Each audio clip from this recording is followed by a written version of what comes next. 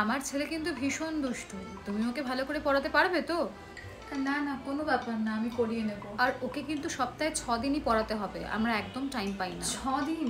হ্যাঁ, ওই বাড়িতে পড়তে বসে না। আর ওই ফিসটা কিন্তু 600-600-র বেশি কিন্তু দিতে পারবো না। কিন্তু আপনি তো বলেছিলেন যে 1500 টাকা আপনি ফিস দেবেন। ওদের তো বেশি চাপ নেই, আর তুমি পড়াও না, আমি পরের বছর তোমার মাইনা বাড়িয়ে দেবো। এবার আমি ওনাকে কি বলবো? আমি তো আমার মুখের ওপর নাও বলতে পারবো না। 600 টাকার মধ্যে তো 350 টাকা আমার গাড়ি ভাড়া লাগবে, আর এই কটা টাকার জন্য রোজ আসতে হবে। শুনছো তুমি? তবে কি ভাবলে? একটু ম্যানেজ করে নাও, দেখো ঠিক পারবে। ঠিক আছে, হ্যাঁ আমি করিয়ে দেব।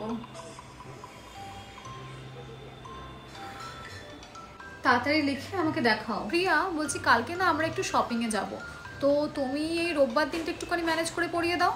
আজকে তো আমি না বলেই ছাড়বো। প্রত্যেকটা উইকে এইভাবে ছুটি নিয়ে আমার রোববারের ছুটিগুলোকে পুরো নষ্ট করে দেয়। আরে আমারও তো একটা ফ্যামিলি আছে, আমারও তো ঘুরতে যাওয়ার কোথাও ইচ্ছা করে।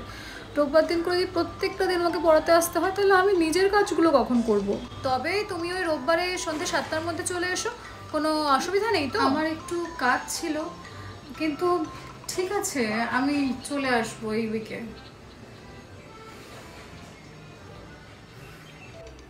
এত ভুল করছো কেন? বাড়িতে একটুখানিও প্র্যাকটিস করছো না? তুমি ওর ম্যাথস খাতাটা দেখেছো কত কম নাম্বার পেয়েছে? তুমি আর একটু ভালো করে একটু বেশি সময় ধরে বোঝাও, ওর নিশ্চয়ই কোনো অসুবিধা হচ্ছে।